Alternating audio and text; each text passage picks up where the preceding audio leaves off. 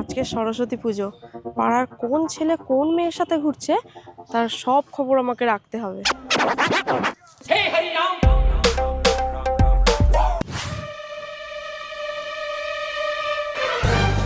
ওই তো, এটা রতনের মেয়ে না?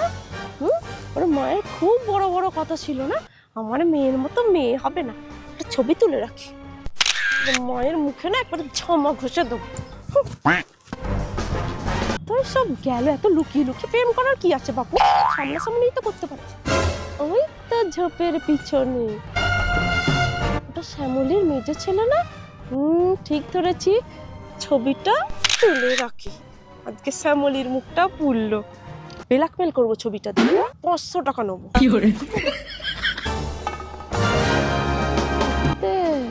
চম্পর ছেলে না?